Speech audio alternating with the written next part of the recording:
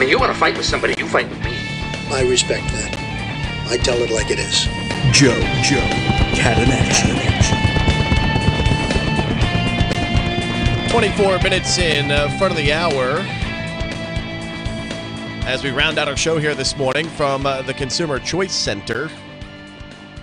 Yaël Ossowski joins us now once a week. Weekly, we get to hear his insights and perspectives on some of the topics of the day. And since he's so well-traveled, we often lend to his expertise on things we can't find in our own American media as it relates to, policies and the implementation of those policies around the world, and just kind of the way in which Americans are operating and how citizens in countries all across the globe are responding to similar type of pushes by candidates and officials here in our own country.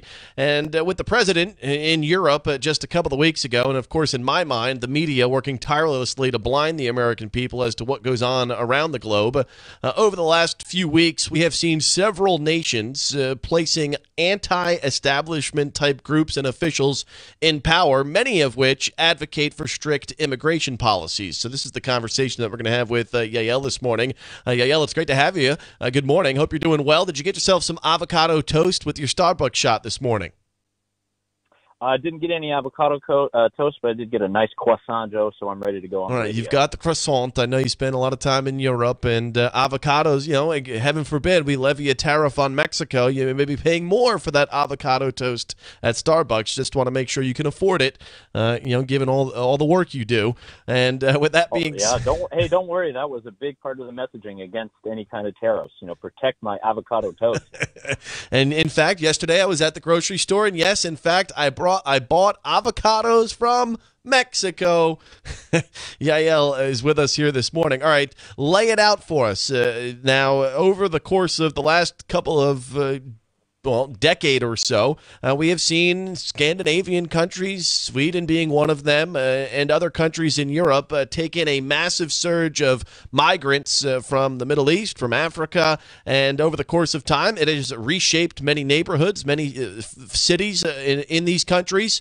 And those natural-born citizens of the countries are now kind of stepping up and electing officials, similarly to what we've seen here in America with the rise of President Donald Trump right now. Is that kind of the way we've seen it? Well, we have. Just explain to us, I guess, how that whole dynamic has taken shape. Yeah, if we go back to the beginning of the refugee crisis in Europe, there we had German sentiment that was very high towards letting people in. So as your listeners may know, there have been decades of wars in the Middle East.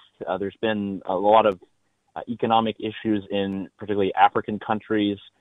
A lot of people have been wanting to get out. So there are very legitimate refugees who've escaped war and bombings. Places like Syria have just been demolished, and many people were seeking to find a better life in many of the northern countries in Europe. Europe has very stable countries. There's very stable currency. These are typically peaceful countries, so obviously they're very idealistic for a lot of people who are escaping war and famine and poverty. So what happened in around 2010, 2011 is we started to have a huge influx of these migrants from North Africa, from the Middle East, trying to get into Europe. And at first the reaction was very tepid from many governments. They weren't quite sure what to make of it, and then they just started issuing all of the established laws. And by allowing people into, let's say, Greece asks them, where do you want to go? They say Germany, and they say, fine, make your way to Germany. And you just had entire huge caravans, sorry to use that word, but caravans of people who were trudging north, going through Austria, Hungary, trying to get to Germany, and then eventually Sweden, Denmark, and these countries. And what you started to see is that in Germany, the sentiment was very in favor at the time. Germany has, as many people know, a very sad history, one in which they've been criticized for a long time. Any of your listeners remember that from high school and reading through the textbooks. So there was a very open, liberal way of looking at whether or not we should accept these refugees. And it went very well. Germany accepted 1 million new refugees at the time. And after a while, once people started to try to integrate and people started seeing the effect of bringing these people in, there was pushback. And pushbacks really by this were fueled by the rise of political parties at the time. In Germany, it's the Alternative für Deutschland, the AfD. So they formed as a party initially against the European Union and the euro, but then found immigration and refugees as their big cause. So then you started seeing the rise in Austria, you started seeing the rise in Hungary and Italy. And really the entire notion was that we can't accept these people. It's too much. They're not willing to integrate. It's putting way too much of a strain on our system and our resources. So we need a way to stop that. So that really caused the rise of many of these parties. Many of these parties, particularly in France or in Italy, were very fringe, very small. In France, it was the Front National, led by Marine Le Pen, and she actually went in the presidential round all the way to the very end against Emmanuel Macron and almost won. Wasn't that close in the end, but still it represented that people in the French countryside were not happy with immigration policies. So this is the kind of thing that has been happening across the European Union. The issues that are brought up mostly have to do with the cause of the refugee crisis. And now we don't have as many refugees who are trying to get in. Things are getting better in some of these countries. And really the best antidote to the refugee crisis is actually better, stable systems in these home countries. Less war, less issues with governments that you can't trust, and really more economic growth. So the more you can have that in these other countries, the less refugees you're going to have and the less problems you'll have with domestic populations. So that's been kind of the rise. Some places they've been very successful, like in Italy.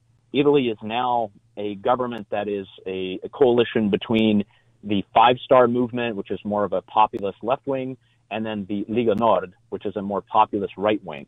So now they control the government in a coalition, very much against what is happening with refugees and immigrants on the whole, but also very much against the monetary politics of the European Union.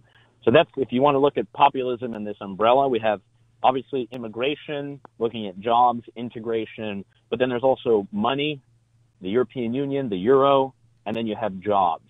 And it's that latter part, this kind of anti-globalist message that really resonated amongst the Donald Trump supporters here in the U.S.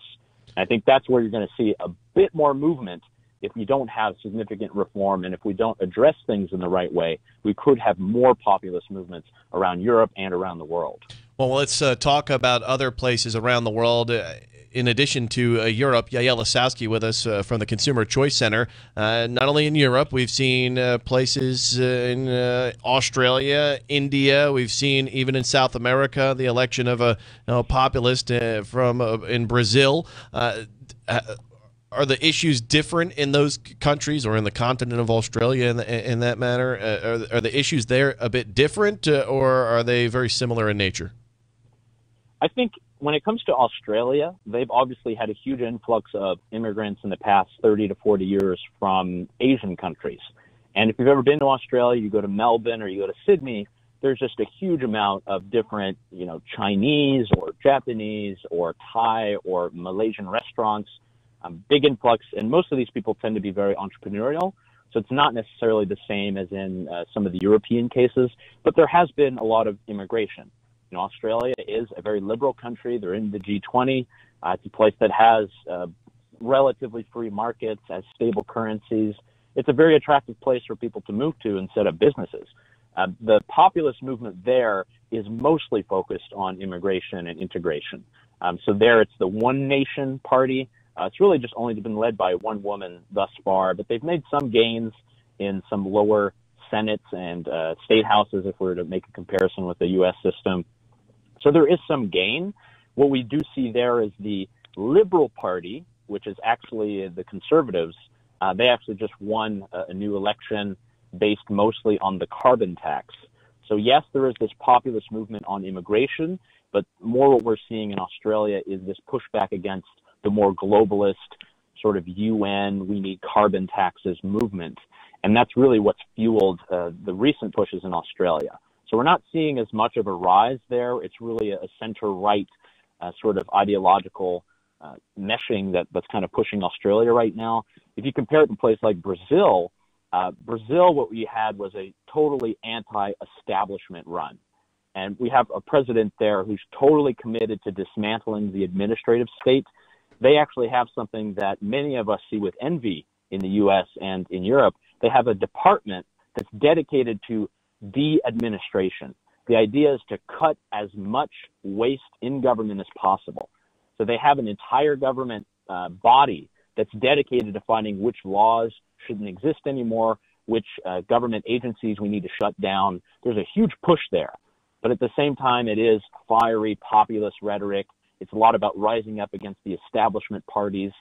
So there, it's this kind of back and forth. I think the best thing that we can kind of hope for is to have these kind of populist movements. I think they're important to have in a political system, but be able to taper them off at the extremes. We want to be able to ensure that we have good markets, that we have good institutions, and that people can know they can rely on their government and things aren't arbitrary. That's why the U.S. Constitution is still one of the best documents today in existence. And I think that's the best way that we can keep good balance of power between many of these institutions. So a lot of positive movements around the world. Hopefully we can do that a little bit more in the U.S., but hopefully that's a good overview between Australia and Brazil for now. Yaël Ossowski with the Consumer Choice Center. All right, let's bring it back home. And, a lot of the conversation, of course, on the rise of the populist Donald Trump, of course, has been his stance surrounding illegal immigration and the government state that has kind of, muddied the waters with so much administrative, mumbo jumbo that the legal immigration system has suffered because of it. And I think, by and large, that's where the conversation kind of gets completely muddied in that, the rise of this populist type of president has been based on his stance towards reforming the system as a whole and not maybe necessarily just an anti-immigrant sentiment as you may see, maybe elsewhere. Would you agree with that assessment?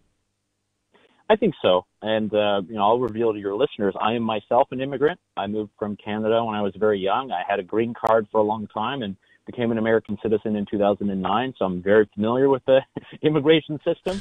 It's very difficult. But then again, the U.S. has one of the most liberal immigration systems in the world. This is a country that really reveres entrepreneurship. It loves the idea that people want to come here and make a better life and contribute to the American dream. So there has been this confounding between legal immigration and illegal immigration. I've worked with a lot of undocumented workers throughout my career. A lot of people who work at restaurants are very familiar with this, and Home Depot, many of these industries, construction workers and the like. There's this parallel economy that has existed, and this doesn't really benefit anyone. It does benefit a lot of large corporations that need this labor, particularly on farms and things, and that's what I think Donald Trump tapped into whenever he discussed illegal immigration in the past. So on the behalf of the liberal activists, obviously they all have their hearts in the right place. They're all well-intended, but confounding legal immigration with illegal immigration is just very problematic. No one is discussing that we have a race-based system, but that is kind of what's brought up in the rhetoric of some of the left-leaning groups. And this is just a tale of the new American way of looking at this. This has been part of our foundings from the very beginning. Before the Civil War, you had the Know Nothing Party. This is a party dedicated to keeping Catholics out of America. And it was a populist movement that really tried to make it so that Irish immigrants and Italian immigrants couldn't find work and they'd be discriminated against. We don't really have that nowadays. We have this more economic, migratory restrictions that we've put up. We do need a streamlined immigration system. The problem is that the left and the right don't really view it in the same way, and they put priorities on different aspects.